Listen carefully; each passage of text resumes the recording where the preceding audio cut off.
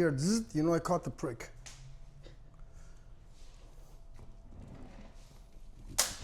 Nope. So that was it. Was that was that it? fucking chocolate. No, that's a rock. Fucking chocolate. It might be chocolate. That is chocolate. I killed chocolate. I killed chocolate. So. Welcome back to the Spartan Edge. Sorry. We're going to erase that. Take two. Take two. That scared me. Hold on. Cut. Some flies have 2 arms and 2 legs, and they walk upright. Yep. This does work on humans too. Case in point. It's fine for people to say, I just do it for the sport, which is great. And people do it for the sport and they still take it serious. Why? Because, you know, they understand the value of it. At some point, even for the sport, it can get you out of trouble. But if it doesn't, because you're training it for the purpose of making sure that, you know, there's a reason we build this craft, especially today. There's a reason why we build this craft.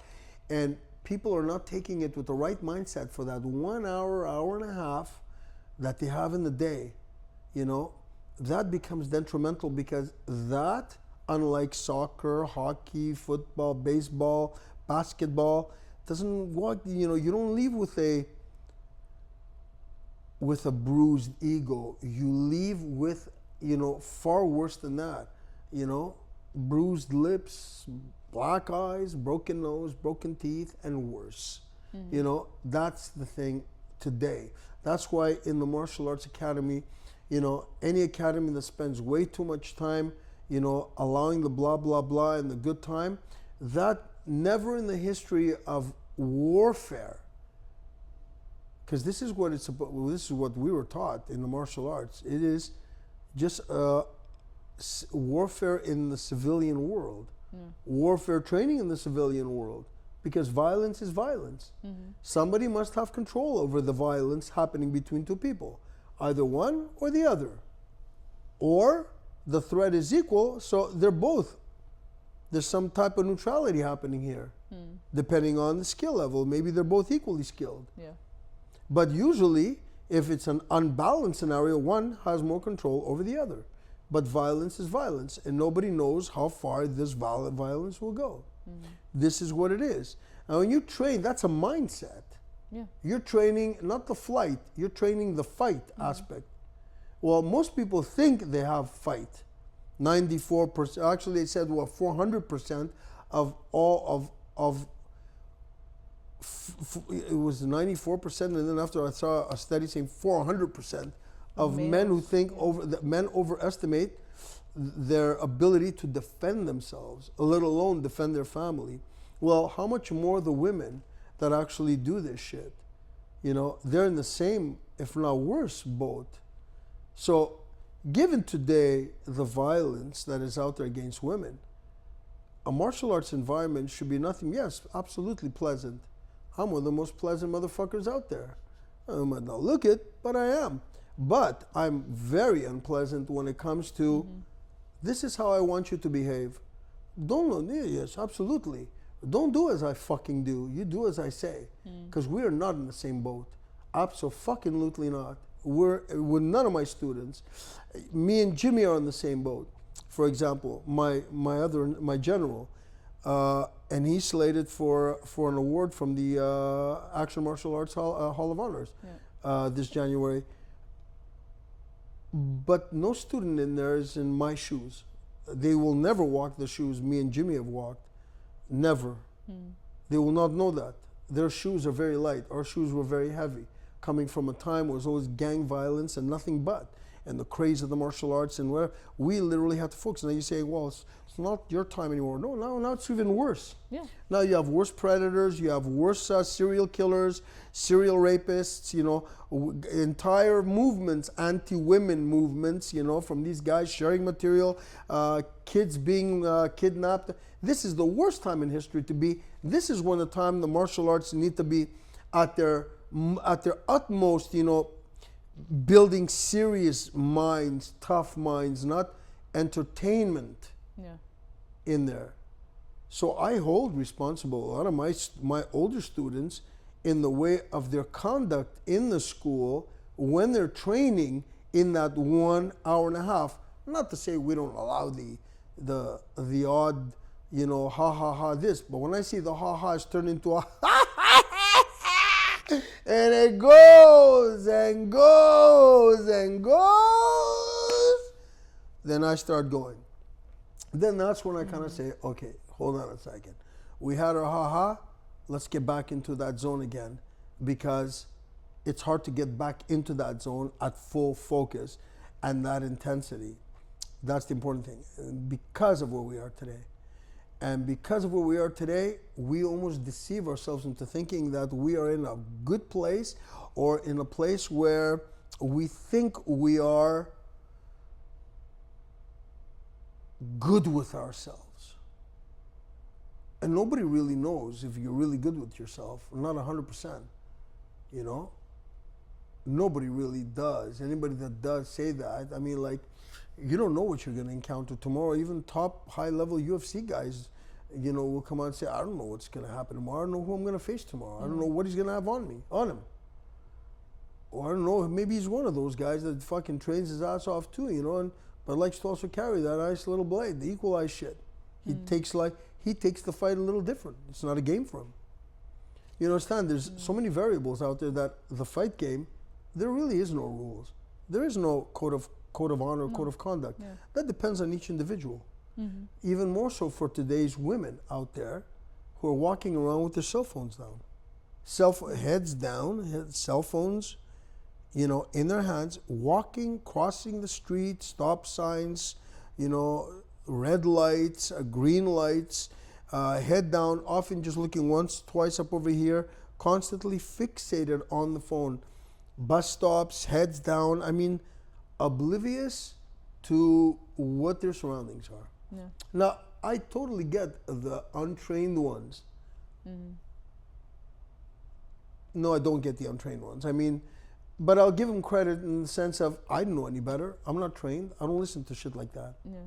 But the ones that are trained, though, I do expect them to have greater awareness and, at the very least, to be bold enough to make a decision whether I'm going to run or fight it off, or at least throw the one shot where I need to throw the one shot, like maybe jab and go quick enough into the guys. How many of the girls come in here with fingernails out to here? No. Bigger than the fucking average size fucking whatever. And they're like, fucking this. And they don't even know what to do with those. No. To them, it's just cosmetics.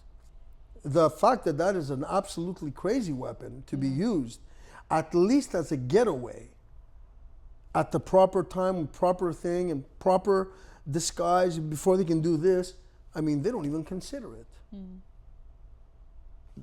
That's not even second nature. Doesn't occur, it won't occur to them. No. How many of them can use that? And to have at least the ability to do that and then run. This is what my concerns are as a teacher. And at the very least, to have the balls to say, I did fight, now it's time for flight. Yeah. There was a time for a little bit of both. But in order for me to have that flight, I needed to pull that little bit of fight in me. Yeah. That requires a mental attitude, a literal mental attitude that more or less scares the fuck out of people when they're put in that position, when it actually happens to them, because they think it's one thing, but when it really happens to them, it's another story. Like, I think about sometimes if somebody comes in through the back of my house, it's one thing, everybody talks, they better not come in my house, better be judged by 12 than carried by 6. Absolutely. But, there's also these guys that talk like that go to extremes too. Mm-hmm. There are the consequences. Now, if I don't know anything, I have to really consider, because of what I know, what am I going to do? Yeah. How far can I go? Well, how much can I use? There's that side too. Then there's others that have zero, but it's excusable. They don't do any martial arts. They haven't taken any safety training, and this is a topic that is huge. Yeah. Because instead of today, the most dangerous time, and this is why I say the 1 hour and 20 minutes if you take away the stretching part, and let's say we take away the ha ha ha part too, let's put it down to an hour and 10 minutes that we're actually working out. At that particular time, mine should be strictly on that, because that's what it is. Yeah. Distinguish between the friendships and this, because we're not building what we need to be built for the outside. And this is again going that, you know, in our generation where it's the most dangerous time, most perilous time, where everything is at the extremes in all the wrong places, like from news not having one piece of good news to news just being chaotic and bad and creating an atmosphere of nothing but bad, to people living in their own brain, in their own little world around themselves without recognizing any form of potential danger. No gut feeling, no red light hitting. Not everybody, a lot of people. Not everybody, a lot of people though. Yeah, well, not a lot of people know to, like, you know, you walk into a metro, know your exits, know your entry, maybe keep your back against the wall just in case, so you're not worrying about if there's anyone behind you. Half of the people are not thinking about that. They're thinking about, what did this person post on social media, and then dive themselves right into that world and then forget there's everything around them. That's a lot of people that don't live, like for example, that girl with where that happened to her, there were a lot of natives in that area, in that bus, a lot of locals. Yeah. Locals are smarter. They're more aware.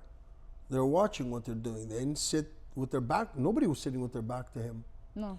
You know, this poor girl walked in and she was the typical example of somebody oblivious of their surroundings and in their head. No.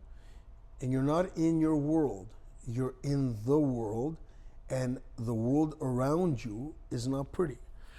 Now, and to show you how life really is, the guy took, you know, started stabbing. Nobody made a move. No, they just stared. Nobody made a move. They were all petrified. Yeah. Only one guy came from afterwards, and nobody knows where he came from because there was no video, to help her, but she was already No, she was gone. done. Yeah. It happened that fast to the point where she almost like didn't look like she was in pain. She was in more fear than she was Yeah, anywhere. she was in shock, yeah. And that's how fast the body actually, you know, sends out the endorphins. Yeah. So this is what's called, lack of situational awareness. This is for the younger generation, complete oblivious to your surroundings, not lack of situational awareness, oblivious to your surroundings around you, at a time where this is the most dangerous time ever in the history of mankind. And this is what freaks me out, and this is what totally blows me away, is that, buddy, you put, this starts from the parents. You put a lock in your front door, sometimes 2, sometimes 3, depending on the people, plus chains, plus maybe you have a safe in the house or vault to put your jewelry. If not, most people have their most valued stuff, valuable stuff, inside the bank safe. They've got their valuables there, their valuable papers, insurance on the house to make sure nobody breaks our windows and we can repair it in the house, look good. We have life insurance in case anything happens to me, somebody else can make money out of it. That's not life insurance, that's called death insurance. So that's what it should be called, life insurance. It only gives life to the other people that claim their money, the money. And look what that's done. How many people will kill somebody else, their partners, so they can claim it. It's all over the place. Maybe it's a minority, but it's all over the place. Yeah. So you put insurance on that, insurance on your car to make sure that you lock the doors of your car so nobody can come in there, because we don't like what the Canadian government has to say. We'd rather keep our doors locked.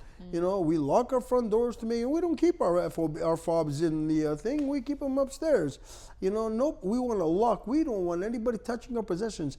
We put insurance to make sure we safeguard all our valuables. How, in which way have you created a safeguard for yourself? How?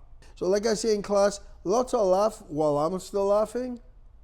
When I stop laughing, stop laughing. That's the time, that's the limit. That means get back to work, you know? Yeah. Because it's not for me. I can be in a dipper or a variety store, the gas station, sit there. Hey, hell, man, I've been in the worst places around the world, and I've sat there. I can parlay with the crackheads, and with the mobsters, and with the underground crowd, and with the homeless, and I can parlay that. I lived it in my own city. Human nature is human nature, but not this generation. No. This generation is not in the same boat. Well, you didn't grow up with the technology. Like that's all this generation knows is being stuck to your phone. Like that's what it is. Exactly. So, and this is the problem with this, because when you're looking at people, you know, creating a bubble around themselves, thinking that that bubble is, you know, almost entitled, that bubble is in a form of, you know, that bubble is impenetrable. This is the delusion that these people, and they get upset over the fact sometimes when that bubble bursts, you know. Yeah. Hey, dude, you're living in this world. What do you mean I don't have the, how dare this guy assault you? Where are you? You're not in heaven, buddy. Yeah. You haven't gone there yet. Slow down. You're on earth. And on earth, there's all sorts of people, from the timid to the most disturbed. Yeah. And the disturbed, most likely, will offend you, will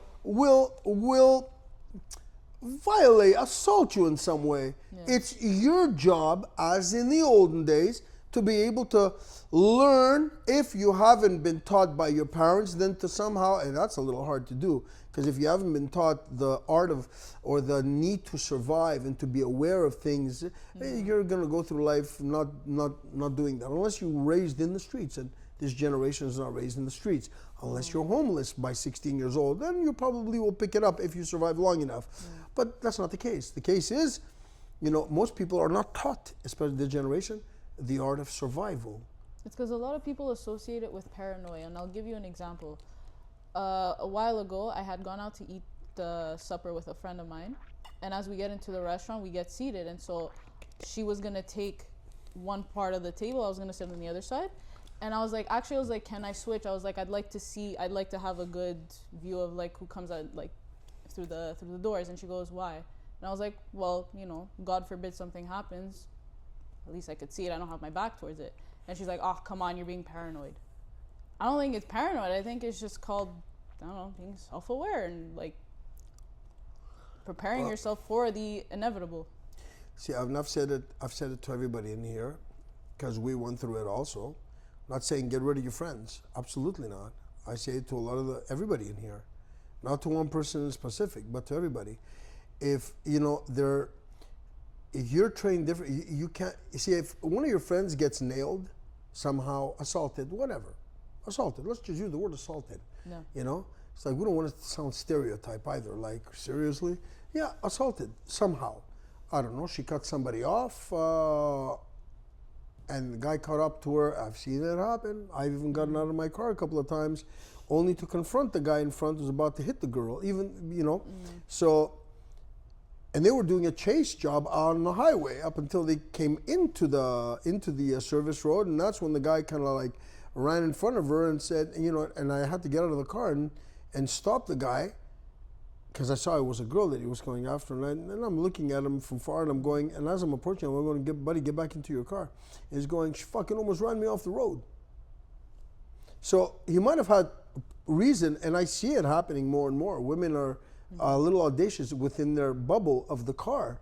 You know, a lot of women are like that, as opposed to being realistic and saying, well, maybe this guy might stop me at the red light and do something pretty stupid. Yeah. So you see that delusional part of what most people think, especially the untrained woman, you know, this is what society is today.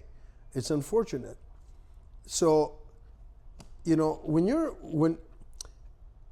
not trained to think like that and you're assaulted, all of a sudden people go, how dare you? What do you mean, how dare me? How are you prepared? How did you even recognize, you know, the signs that this could have happened? No, people walk out, and I tell the kids here, all of them, eventually your friends sometimes might even present a bigger problem, because, you know, them knowing that one of the two things will happen. They enjoy the fact that you do what you do, and they encourage you, and because that's who you are, and they keep a low profile because they know you're in a vulnerable scenario, or they kind of say, it's okay, she'll take care of it. I'm with Vass, or I'm with John, I'm with Tom, I'm with Dick, I'm with Harry. They're gonna take care of this shit. And eventually, at some point, you realize that if anything happens to them, well, they didn't know any better. Yeah. They are helpless. They are helpless. And these people were never taught that in this world here, shit can go sideways fast, because there's so many mechanisms in which shit can go sideways fast, that the reason why, when we're training up over here, I demand certain things, and I certain peculiarities, is because sometimes things are thrown to you out of left field where you least expected it. And I don't want anybody thinking inside over here that, and I came down on one of my guys today, not came down in a bad way, but just to try to wake him up to certain things, certain habits, certain behaviors that were happening within that particular moment, that I want him to wake up on and become a little bit more self-aware, so he doesn't find himself in a bad spot, against somebody who is much more or equally skilled, for example, or aggressive. That don't for a second think that because we spar with certain rules that you should be out of character or taking things lightly. And now, having said that, I'm not saying pound your partner. No, these are your buddies here. But we train with the mindset that this could be in the street, meaning watch my distance. If I'm gonna do stuff, I'm not doing stuff that are gonna be messy. I want clean ins, cleans out. I don't want messy stuff, because I want to make sure I'm deliberate. I am, I'm resolute when it comes to my entrance or with what I do, because I have to take into consideration, that this guy could be carrying. I get a little too close, and I'm so absorbed in what I'm doing or trying to do to him, that I forget that his hand is loose and he can be pulling out and going click, click, click, click. You understand? So never do I ever not equate things to what might happen in the street. And that's maybe because I spent 25 plus years as a bouncer, and I've seen the shit of shit. Shit that there's no street fighters today. So, not compared to what we were back then. So today's YouTube fighters. That's what they call street fighters. And they get the average fat guy going there, can swing a little into a BJJ school and go, street fighter walks into BJJ school and gets his ass handed to him. Shut the fuck up. You don't have no street fighters today. Today you have fucking YouTubers and gamers. That's what you have. So, and that's a video for another time.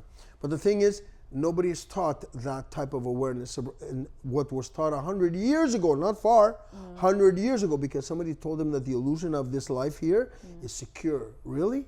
Government's telling you can't defend yourself. They're fine lines. Yeah, they're telling you can't defend yourself in your own home. So what's safe? What's safe? 100 years ago, we had every right. Somebody stepped into my yard and tried to assault anybody, and I fucking killed him. Well, he tried to assault my family. They got what they deserved. He got what he deserved. Out. Now, here in Canada, under the Commonwealth, these guys are actually trying to pull this shit off, which eventually ain't going to go very well. Not with the public. And they know what they're doing. They're going to create chaos. That's what they're taking away basic or questioning basic human intrinsic right to defend yourself. I do agree, though, that if you have a guy and he's already on the floor, you happen to take the knife out, or you were able to grab a knife because he had a knife, or he had a baseball bat or a crowbar, and you grabbed the knife and you went yada yada, and you disarmed him somehow and put him on the floor and pinned him down, and now you're stabbing away. We had a problem here. That's a different. But you can't use that. To govern to use it as a case against self-defense. Exactly. And that's what they're trying to do, basically. And that's what they're doing with the gun rights, with the gun confiscations. And we have, anyway, that's another story. But the thing is, you're not even allowed to do that, and yet nobody is taught that here to defend against that. People want to entertain their kids. So they have kids growing up, 20-year-olds, 18-year-olds now, with other things, other concerns on their minds, not the concern of self-preservation, watch myself. No. What did Disney say yesterday? I want what Disney showed. I want what I saw in the movies. I want to go to a fucking Katy Perry concert and worship the devil with her and too, I want to be a part of that whole thing. I mean, people are not even fucking thinking anymore. They're going to Madonna concerts. This is what they're talking about. Go to Madonna concerts. She's doing a fucking a satanic ritual in front of your face, and you're participating with her. You are participating. Don't call it any other thing. You are willingly going to a satanic worship, and she's using it as a mass ritual, and you're going there. Her, Gaga, and they're making Perry, a ton of money on and they're making a ton of money on you going because I like the song. So this is what the modern girl is thinking. My love life, well, very few now. I don't know what this girl Irina was thinking. I can't speak for her. I'm just looking at what happened there. Apparently she was into the rights and human rights and stuff like that. And it's insane because she had a, Black Lives Matter flag in there. She doesn't know the politics of Black Lives Matter, but to her it's like all, humanitarian thing. And the irony. But we have to admit there are some situations where people, it's just wrong place, wrong time. Like, that's a given. There are those situations. That is a given. That is a given. Nobody, listen, only God, only those mysteries will be revealed later on. Only God knows that. And only God knows why. Why.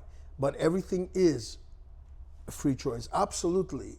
Wrong place, wrong time. But that's like saying I was born Greek. Fuck. I could have been Egyptian. I could have been walking like an Egyptian. No, because I'm just saying, had it been an old lady, she probably wouldn't have been on her phone. She could have been the victim too. We don't know. God Absolutely, forbid, right? Absolutely. But we can only, if, interesting, because the Greeks use highly the term if and the perspective in which if it could have been. My grandmother could have had balls. We'd call her granddad, but she didn't. So we called her grandmom. And that's the thing. The could have, would have, should have. It was wrong place, wrong time. But that doesn't excuse what happened. And that's a broad statement. I know we use that statement a lot, but that's a broad statement. It was wrong place, wrong time. Well, that's kind of like an outside of the box statement, which we can't really, there's no analysis or wrap anything around that. You can't unpack that. What you can unpack is the fact that there are, especially the younger generation. Could have been avoided. It could have been avoided. It could have been avoided had she been a little bit. The thing is that this is where we are today. Everybody's so egocentric. Number one, taking care of number one, success number one, that nobody actually teaches anybody about the world and about the dangers of the world, especially the women from young, and especially the boys from young, to be able to grow into this life knowing that there are dangers, that while life is beautiful, the world is full of fucking dangers, and they need to be able to be awake, eyes open. Parents, fathers used to teach that to their kids. Mothers used to teach that to their daughters back then. Didn't the Spartan women know how to fight? Absolutely, but the Spartan women used to know how to fight, but we're not talking about that even far back. We're talking about back up until the late 1800s, most women carried blades over here. They had blades. All men had blades to carry around. They had the right to defend themselves. Well, you couldn't say because that guy stole, everybody blades off. That's a great way for any fucking government to, and this is what they've been doing, thanks to the Commonwealth and the rest of these guys that have been putting it together, which we won't mention here. But this is what it is, and this is what's caused this type of mass confiscation of being allowed to carry weapons. Now you're in a disturbed society. Heavily. Where everybody is like walking around one form of disturbance or another, easily easily ready to pull out something, Yeah. except for legal gun owners, except for the legal guys. The legal guys that carry guns, the majority, it's a tiny percentage in the States, especially in the States with such a high population, an almost insignificant amount that'll pull out and shoot somebody. And usually they will because it's like I said, a tiny part of why they will do that. Yeah. You know, a lot of it is because of self-defense purposes. There's also a lot who've been able to save other people from it too. Yeah. Yeah. Now, here in Canada, the only way of that type of violence happening is when people breaking into lawful gun owners' houses, and the lawful gun owner, you know, is using it to defend his family. So, you know, we have crazy violence happening, and yet people will not teach their kids, you know, the significance of survival. Not all people, but a lot of people. Well, let me ask you this, right? Our schools should have been, all martial arts schools should have been jammed. Yeah. Especially today with girls. Yeah. Jammed. Our classes at night should be jammed with girls. I agree. Yeah. And they're not. You know why?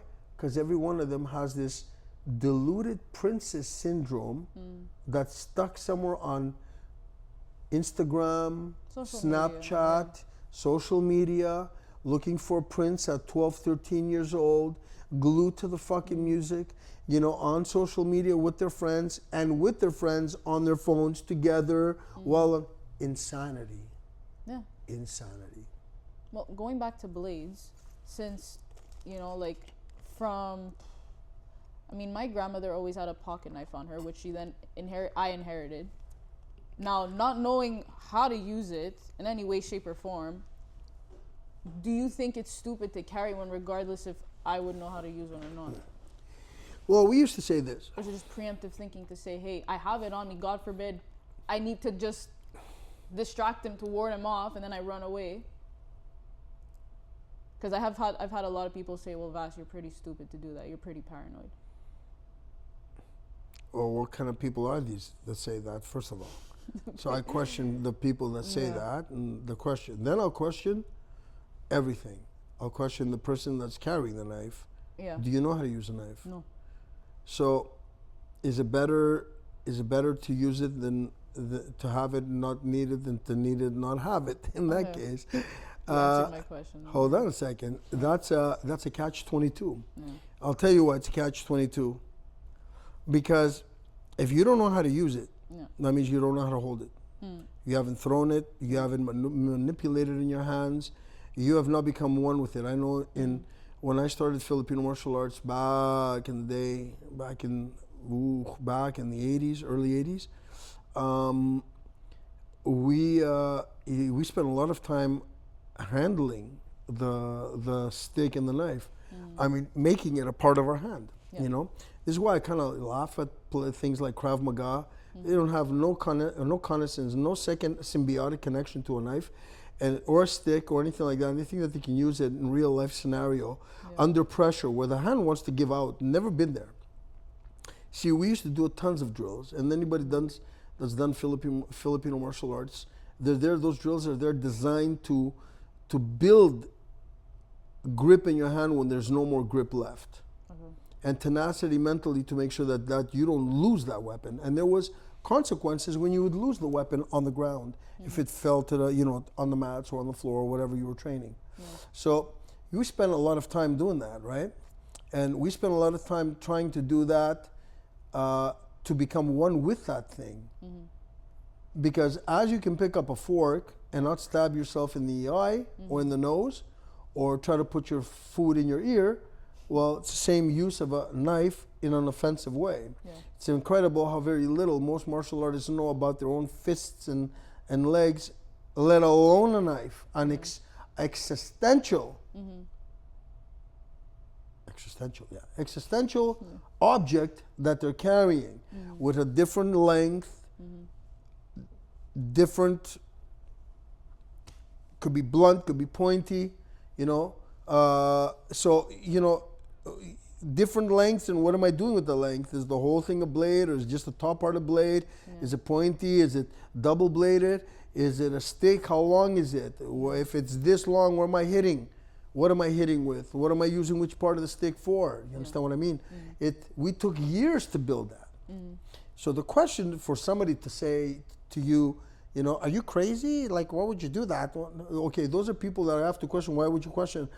Who are these people that question that? What terms, from what perspective are they questioning? Like, what, are you crazy carrying one, you mean? Yeah. Okay, because it's what? Because it's a dangerous weapon or it's illegal? It's dangerous, might not ever happen. Okay, why would you carry one? Like one of those, you know? Why would you carry one? Okay.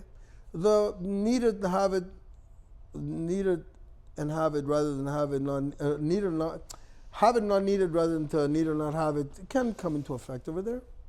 But here's the thing with these weapons, with these things, is that if you don't train to work these things, like literally train to work these things, and there's two type of forms of training. There's the movement training where you're just moving, just doing moves, and then there's the ability to put those moves bring those moves to life. You know, under pressure, being able to do those things. There's a lot of schools that actually, you know, work like that. We used to work like that also. And so, because under pressure, you want to see, you know, where you are with this. How do you function? How do you move with this? You know? So, from that perspective, I'd say, okay, fine. But if you don't know how to use it, it's alien in your hands, well then, that can work against you. Because that means that if, let's say, he's a little stronger, a little bigger, grabs your hand, knocks you once and just takes the knife, uses it against you because you weren't successful enough to use the knife. Now, when I say use the knife, again, this comes down to 1,000% attitude in performance, in perspective in a class, where your focus is for 1,000% on the job. And the job is, what am I doing? How focused am I in what I'm doing? You're in a zone. So if I'm doing a knife, for example, let's say I have the knife. I see the guy's big. I don't know how to use the knife. The last thing I need to do is show the guy I have a knife. That's the threat. He's going to do something, whatever, and up until he can grab you, and then nothing worse, knowing that you know he's taking it out of your hands and he's going to use it on you. Nothing worse at that very moment. That picture of that girl, that's exactly the face that anybody would have in that scenario, knowing that I'm going to die by my own knife. Okay? So, and this is because they don't use it. Now, if you were to be able to be clever about it and take it out when the guy doesn't see it and allow him close enough to come in close, you know, to be able, and that requires cunning, mindset, commitment, experience. No, not necessary experience, but the will to deliberately, decisively, you know, decisiveness, to be resolute about it. Like, there's no other way. This guy, I'm not going to run away from this guy. He's in the parking lot. I don't have to show him what I did. I just opened it. And I was able to stick it in here. Or stick it in here. And let me tell you what the problem is with a lot of these, because, you know, we say things and everything is blah, blah, blah, blah. And you know, nobody accentuates the reality of things. You know, it's one thing to say, I will. No, if 94% of men who overestimate themselves, overestimate their ability to defend themselves is true, which it is true, then 1,000%, I'd say I think it's 400%. We said it earlier. I think 1,000% is even more for women. Okay, you can say all you want, especially given a lot of, you know, what is being taught today by self-defense instructors, having women believe that something so can be trained so quick, and you do this move with no other mechanism involved except the handling and this and that. No, you know, no. Dude, man, it takes boxers years, you know, any one of us years to develop a good punch, let alone, you know, the ability to go through complicated movement patterns based on a guy grabbing us by the throat and hammering us at the same time. Yeah. You understand? So the thing is now, here you have to take something, and in order to survive, you need to know that you can put it into a person's body. Yeah. Now, where are you going to put it? If you're going to put it in the body, for example, you're carrying a knife. The guy doesn't see it. You're clever enough to let him come close, stab. He doesn't feel it. If a knife, most knives that are sharp enough and pointy enough, they won't feel it. They'll just go through it. It's a little pinch. It won't happen. The guy can still do the damage on you, still kill you. Yeah. Unless it comes bang in the eye, in the throat, underneath here, straight in the throat. Yeah. You understand? Or long enough to pierce the heart from the side. That's a different story. But he has to see it. I saw a video actually yesterday of one of this guy filming somewhere in South America. Might have been Brazil. It looked in one of those barrios. And a guy was assaulting a woman. The woman had a knife. She just started stabbing the back of the guy. Yeah. And he felt that there was a knife there. He saw the knife. And as he put her backwards on the set of steps, he jumped on top of her. She started stabbing him. Okay. The fucking guy got up and she kicked and stabbed and kicked and stabbed. Now you can tell those girls grew up in tough areas. That was Park X back then. Okay. See, then I'd say those girls have a survival. Why I would say that today's most people in martial arts school don't have that ability to survive is because their attitude is wrong in the school. Yeah. I'm not trying to be insulting, absolutely not. Love everybody in the school, and I bellow my ass out here. I give fucking lectures every fucking night to wake up the sleeping herd. I'm not saying my kids are bad, they're absolutely awesome. But to wake up the mentality of them, you know, where it's like only 70% of their insides are awake to this reality. Because if ever anything happens, you need such resolve and commitment and aggressive emotional contact, not emotions, emotional content to be able to go out to finish, to take care of what's in front of you, that it has to override any fear and panic. Like pure skill must come out. It must exude, full skill. Bam, bam, bam, bam. Yeah. That's what required. Mechanical movement based on what's trained. Yeah. There's no time for blank spaces in here, and the body must move. So when this guy saw her going, she went at him, on her back, practically in a guard position, but used this. Had she not had that knife, he would have probably done her some serious damage, no matter how wild she was going, because he was bigger than her. But he realized, he started feeling something, he backed away, and she pushed him away. This knife was like this. She dug that fucker in, and the guy, where do you think the mind went now? This is what's called the touch hurt reflex. Yeah. Okay? You got hurt over here, people do this. You get in the nose, people do this. You get the shin, people touch the shin. Well, this guy now, he knows something's happened over here. She sees the blade. What do you think is going through his fucking head? No, he's freaking out. This isn't a movie. Yeah. Now he's starting to occupy his mind with this over here. Yeah. She was lucky she had a knife. Who knows what the guy would have done? Yeah. Okay? Now, she knew what to do with the knife. There was no reservation. Yeah. Dang, dang, dang. No reservation, I'm going to hell, or this or that, or oh my God. No, it's bang, bang, bang. Desperation for her well-being. Yeah. She walked away, and the guy was like dumbfounded. And she did. She walked away. I don't know. Nobody knows the context of what happened. Yeah. Just telling you what happened, what was deliberate, and what transpired with ferocity, and that's the ferocity you need against a guy. Yeah. Now, you carrying a knife, for example. Here's my premise: you cannot take your fingers. Now you'll say, yeah, but Aris, one is really like connected to me, the other one's not. I don't really feel it. If you can't take your fingers and put them into a guy's eyes, or your thumbs and shove them into a guy's eyes, I mean, with nails, like the nails some of these girls have over here, you ain't taking anything out. You're not pulling nothing out to do anything.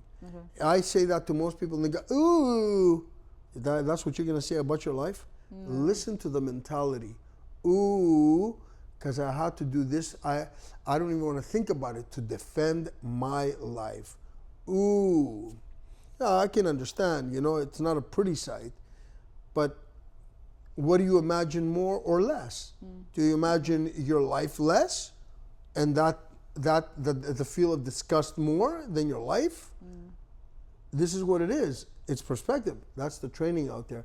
That's why I'm a bit of a bitch when I see my students spending too much time laughing in there, too much time talking, as opposed to getting it down, because I walk the walk of this society. As a doorman most of my life, I've seen everything out there. The level of psychopathy today, and the level of character disturbances today is absolutely through the wall, astronomical. You're looking at narcissism running cars, narcissism and psychopaths driving cars. And to defend ourselves with a knife, I don't think anybody has the guts. I like my own, edged weapons. If I have to pull out an edged weapon, my life is being threatened somewhere in my house. So you see, the thing is, most people are not geared mentally in that direction. I'm saying it's a good thing.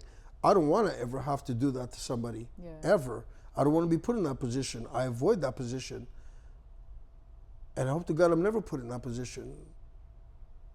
But I'm pretty sure I know what's going to happen if I'm put in that position. I was put in that position working at clubs all my life. Yeah, for sure. In my home, I know I'm hoping that God will not let that happen ever. And I'm hoping that if it ever does, and I hope it doesn't, that I will have the capacity to know when to stop. Before it gets far. But I will do that. I was trained for it. In which way are people trained for that today within their own homes? Within their own homes. No. Let alone those that are doing martial arts in martial arts academies. That's what I mean. The mindset has shifted into sport, competition, safety nets, this, that, as opposed to what would happen and what would you do in real life? How far would you be from the person? How close would you be from the person? No weapons. How close would you be? Equally trained individual. How close? That far. Okay, so then why are you this close? What would be the mindset? Because violence is violence, especially against women. Violence is even worse. When a woman goes to fight back, the guy is going to punish her even more. And I look at things like when I see stuff like, of some well-known, jiu-jitsu women out there teaching self-defense that is absolutely astronomically BS. Most people can't carry their own feet, let alone do complex movements. Say, I'm at a gas station, somebody does this, and I run right into the guard and pull them out, and this. Who are you training? Who are you? This for money and likes.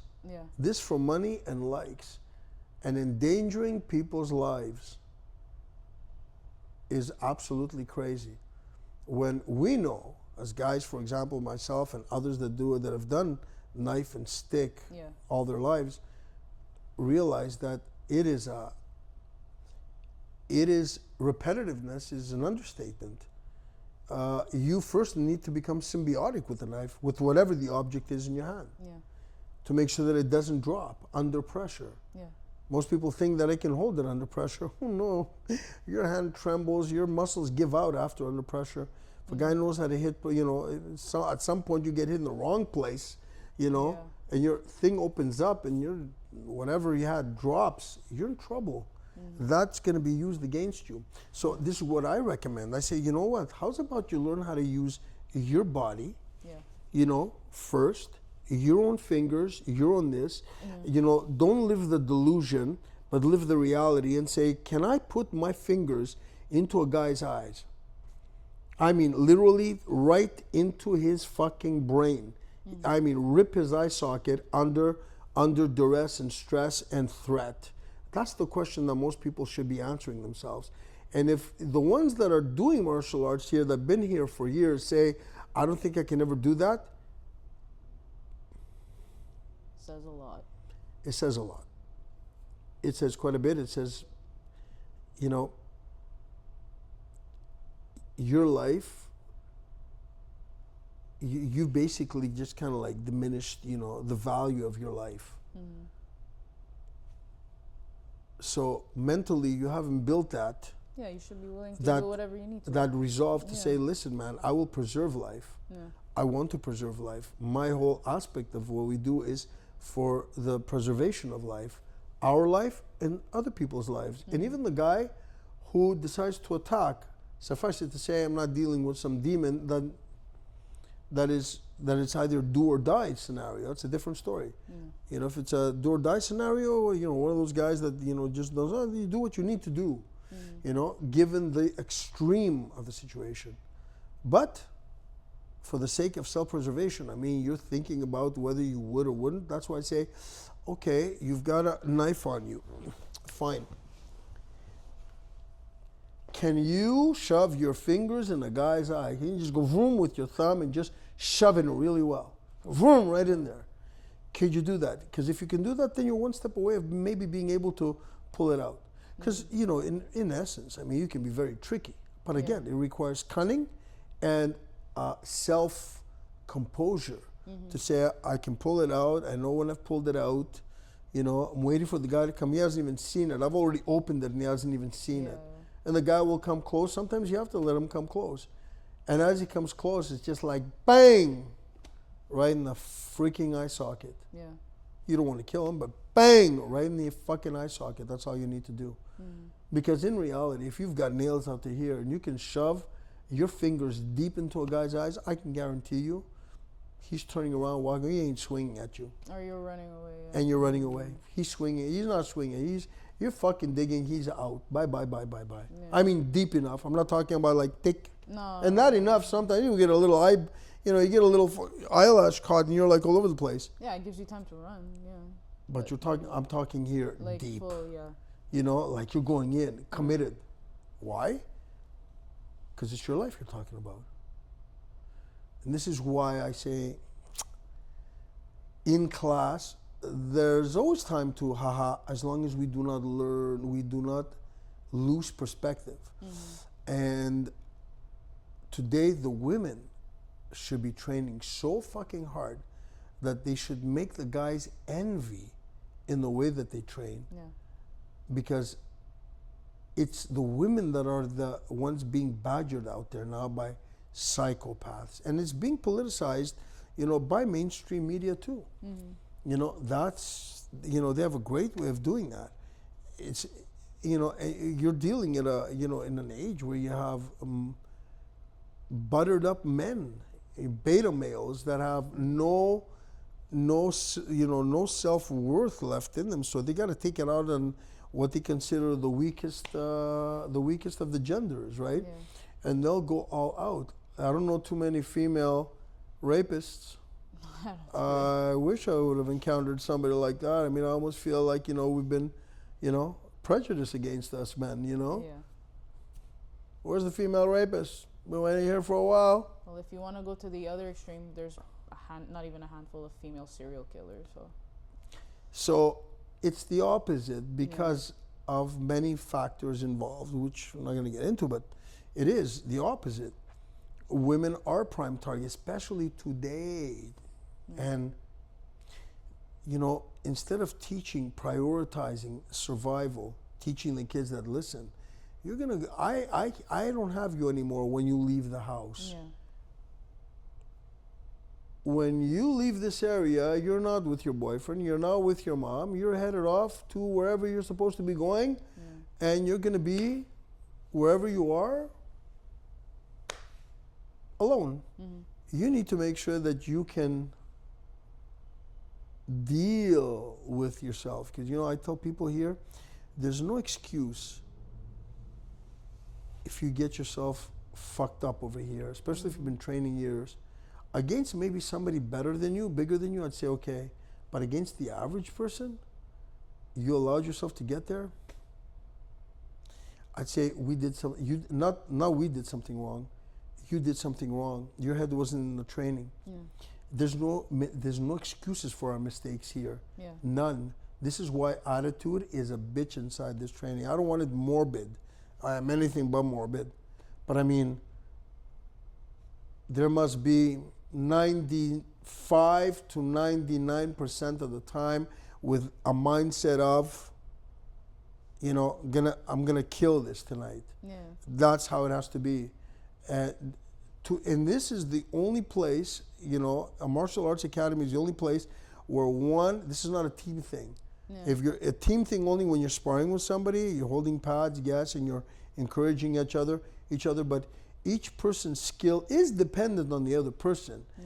But you have to manage your skill alone. So in other words, if a person that you're working with is not up to par in terms of, let's say, training with, let's say, that person Skill A, level, person B, yeah. and person B is just ha-ha-haing, person A is trying to get it right, it's up to person A to turn around and say, hey, listen, man, get serious. And if that person doesn't get serious, go with person C. Yeah. But each one is responsible for his advancements. Each one. And person B, the ha-ha-ha, eventually, and unfortunately, they get what they put in. Yeah. It's always been like that. They get what they put in. It's funny, you can fucking tell that about life, to people until you're blue in the face. And up until it hits them, happens, yeah. they will just look at you. And then they come back over here, and that's what happens. I guess it's human nature, right? Yeah. Like if it doesn't happen, they won't know. But why does it have to be like that? That's my question. Yeah. Why? Why couldn't you listen? I wasn't emotionally motivated, but Disney motivates me more. Lady Gaga motivates me more. Madonna and Katy Perry motivate me more. A nice, good, warm, fuzzy, wuzzy romance novel motivates me more. My ideal dream of living in this fucking false world of some other planet, motivates me more. For what? They're not even living in the real fucking world. It's like almost as if, no, nothing's gonna happen. 100 years ago, people were wiser, kids were more clever, and they didn't have street gangs. They were just taught that way by their parents to watch out for bandits, watch out for thieves, watch out for the wolves, watch out for the bears, watch out for that which was going to come and steal the thing. Look around you. You're herding sheep. Where's the wolf? Where are the signs of the wolf? You understand? Stuff like that. Invading armies. Not everybody learned how to fight back then, but they learned about survival. About life, yeah. Well, that's why I think now in schools they're taking out all the classical studies. They've taken them out a while back. They've taken them out, but it's because those taught those values and those lessons that are inherent in the martial arts, and that's why again, that's called autonomy, right? Yeah. It's also part of being autonomous and wanting to know that I have the right to defend myself. Yeah. They don't want you knowing that. They don't want you can't serve a purpose. I know in Canada here they're trying to ban books from libraries and Amazons, anything dating back past 2008. Yeah.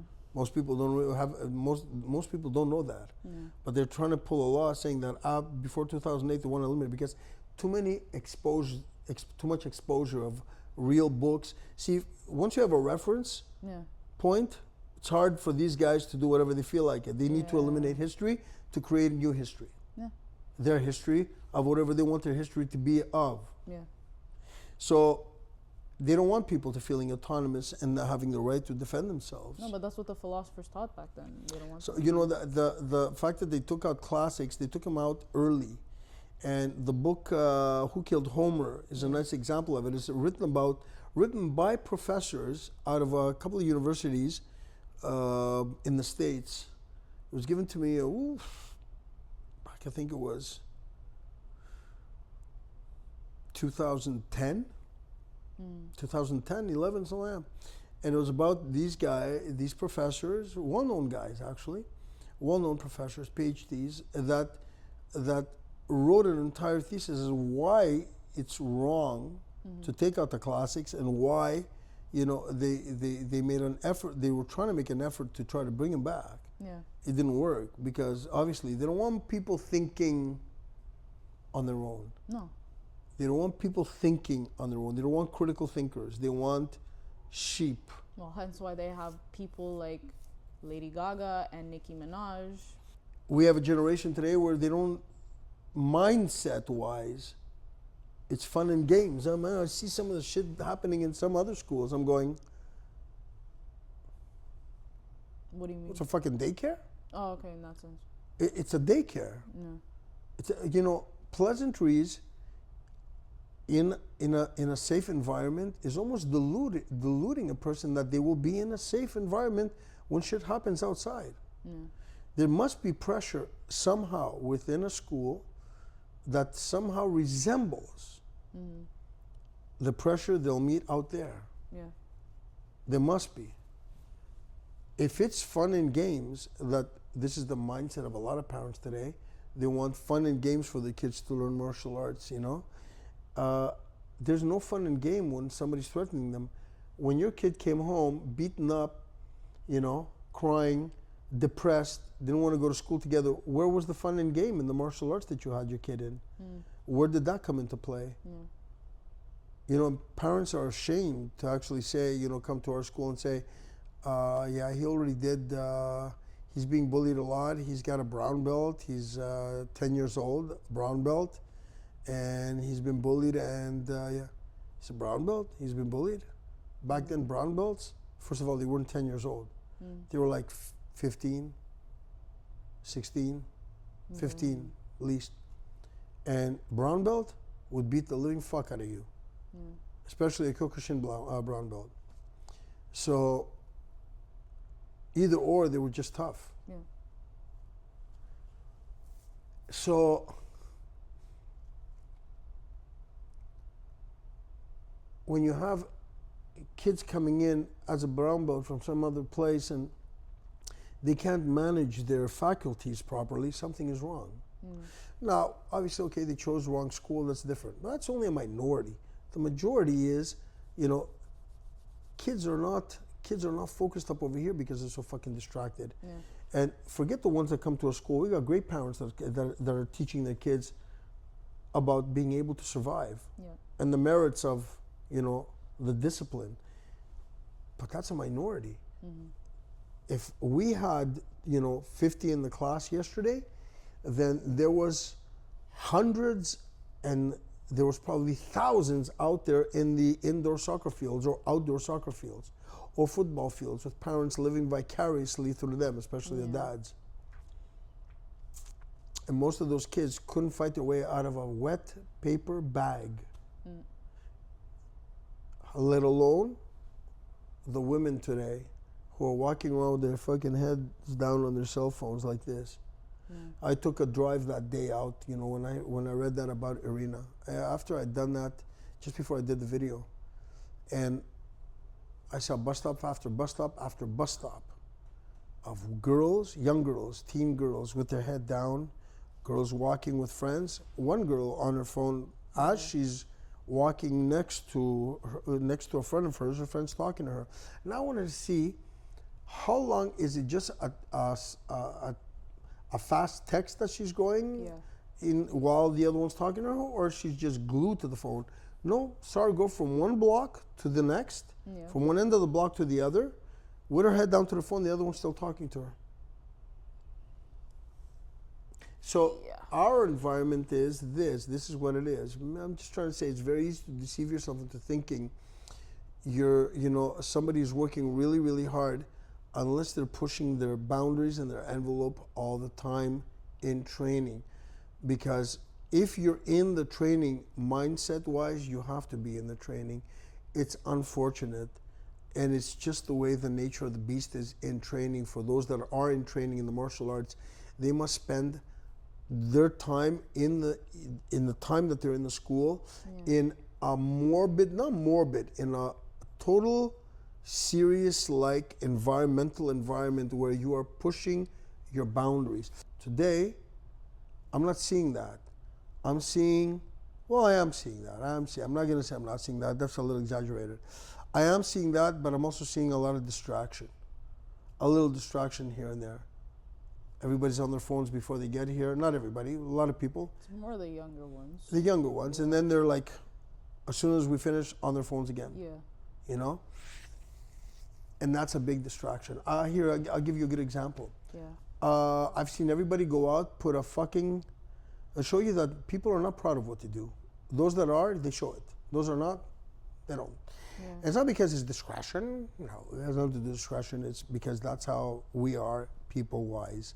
Okay, especially when you can. So I see people go out and put their plate, take pictures of their sushi plates and their this plate and their martini and their this. And these are people that train, let's say, in the martial arts, right? Yeah. And their dress and their smileys and their duck faces, and not a freaking video or picture of them, in a nice pose with their leg up in the air, or a good video thing of a nice tornado kick, Like, which requires skill. I see nobody doing that, and I'd say if we had, at our time, video cameras, phones, cell phones with video cameras, dude, there would be like hundreds of tripods around the room. Yeah. Hundreds. That's how proud we were and involved and engaged we were in what we did. And I'm not seeing that today. And that translates in the class also. That's why I say mindset in the class, especially for some people who have some aspirations, Yeah. must be at 1,000% in class. Outside of class, It's because I think some people are afraid of having others saying like, "Oh, you're showing off." oh, but duck faces is which is the worst in terms of criticism. It's not showing off. The attention-seeking smileys and dresses and poses is not showing off. I think this is a lack of real perspective, where their mind should be. Something they spend so much time doing, especially those that have been doing it for so long, so much time doing this, busting their chops, working at it, this, that, and what do? Oh, I just do martial arts, whatever. Yeah. So where are you focused in your life? Where's your focus? You don't take any videos of yourself? You don't take anything serious? What do you take serious about your life then?